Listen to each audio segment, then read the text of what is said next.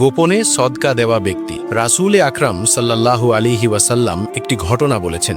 এক ব্যক্তি মনে ঠিক করলেন যে তিনি রাতে সদকা করবেন, তাই তিনি সদকা নিয়ে বের হলেন, কিন্তু অন্ধকারে ভুল করে সেই টাকা এক চোরকে দিয়ে বাড়ি ফিরে এলেন। সকালে লোকজন বলতে লাগলো, কেউ নাকি এক চোরকে সদকা দিয়েছে। এটা শুনে তিনি বললেন, হে আল্লাহ, সব প্রশংসা তোমারই, আমি আজ রাতেও সদকা করব। দ্বিতীয় রাতেও তিনি সদকা নিয়ে বের হলেন, কিন্তু না জেনে তা এক খারাপ চরিত্রের নারীর হাতে দিয়ে এলেন। সকালে আবার আলোচনা শুরু হলো, কেউ এক দুশ্চরিত্রা নারীকে সদকা দিয়েছে। তখন তিনি বললেন, হে আল্লাহ, সব প্রশংসা তোমারই, আমি আজ রাতে সত্যিকারের একজন অভাবীকে সদকা দেব। তৃতীয় রাতে তিনি আবার বের হলেন এবং এবার সেই টাকা এক ধনী ব্যক্তিকে দিয়ে এলেন। সকালে মানুষ বলতে লাগলো, কেউ এক ধনী মানুষকে সদকা দিয়েছে। এটা শুনে তিনি বললেন, হে আল্লাহ, সব প্রশংসা তোমারই, ভুল করে চোর, খারাপ নারী আর ধনী সবার কাছেই সদকা দিয়ে ফেলেছি। এরপর এক রাতে তাকে স্বপ্নে জানানো হলো, চোরকে সদকা দেওয়া হয়েছে, হয়তো সে চুরি ছেড়ে দেবে, খারাপ নারীকে দেওয়া হয়েছে, হয়তো সে গুনাহ থেকে ফিরে আসবে, আর ধনী ব্যক্তিকে দেওয়া হয়েছে যেন সে শিক্ষা নিয়ে